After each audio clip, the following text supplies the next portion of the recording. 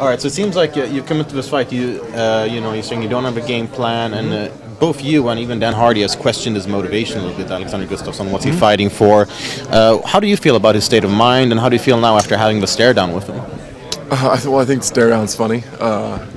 We're just not that serious, like outside of the fight itself. Like when it's time to fight, we'll show up, and there's not going to be a whole lot of laughing. But what am I going to do? Am I going to intimidate Alexander Gustafsson up here on the stage?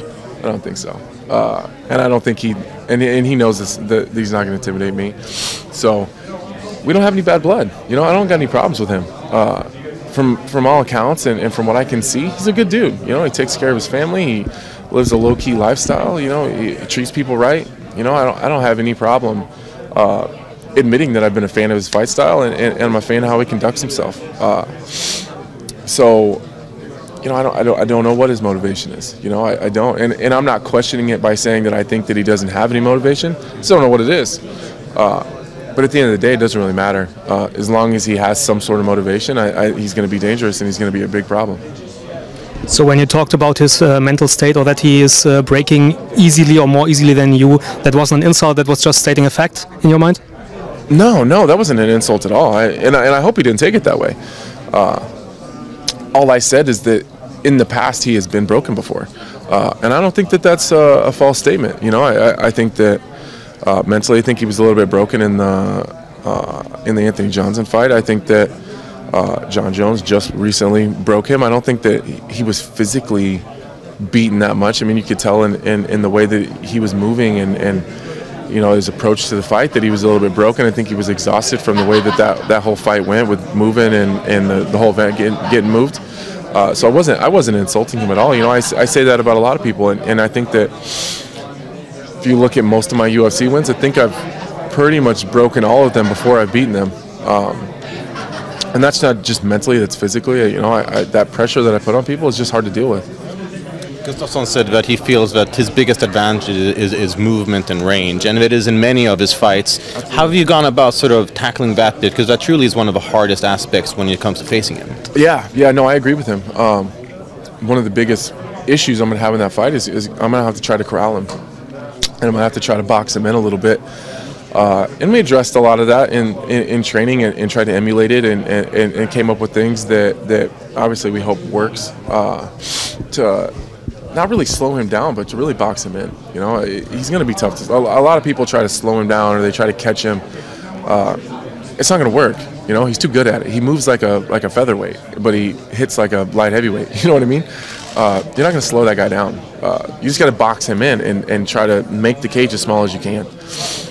So that's the goal. I mean, there's no secret there. The real question is, can he avoid me, for 25 minutes, or can I box him in and catch him? I don't think there's any secret there.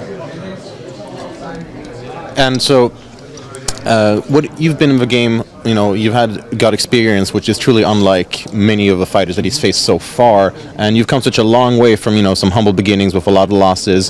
How much are you expecting your experience to come into play into a fight like this? I think that's one of my biggest weapons is my ability to adapt. Because I've been through it all, I've seen it all, and that's really what I'm really relying on, and that's what I mean by I don't have a game plan. I'm just going to adapt, and I'll figure it out as I'm in there. You're not going to put me in any situation or show me something I've never seen.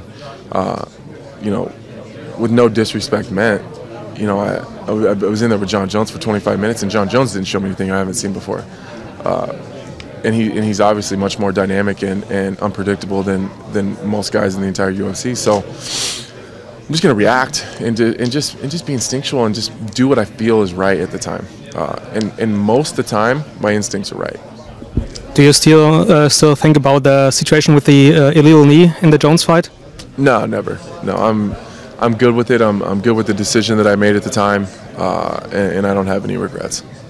You talked a lot about your mental state before this fight, that you want to go back to your roots and show the pure Anthony Smith of the past. What can we expect of that? I think that we can expect the same aggression and the same pureness that I used to have, but with a higher skill level. I think people are misconstruing what I'm saying when I say that I want to go back to the old me. I really mean with my approach and my aggressiveness. I'm obviously much more technical and much better than I was, back in the day. So I'm just excited to bring my higher skill set and match it with my old aggression. Do you fought last year in Hamburg, beat Shogun there, a very impressive win. Now you're fighting in Stockholm. Is this kind of a moniker you embraced, the road warrior type? Yeah, that's how I came up. And that's why I'm so comfortable. I do really well fighting on the road, and I do well fighting, in people's backyards, and I don't mind it, and I like Europe.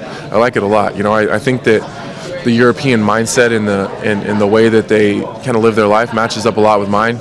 I'm super respectful. I'm not the big mean trash talker. I'm quiet. I keep to myself. I like to just chill and hang out. And I think that matches up a lot with kind of the European way of life. Do you want to give how will the fight against Gustafsson fare? Do you want to make a statement there also for the light heavyweight division, or is it more for yourself?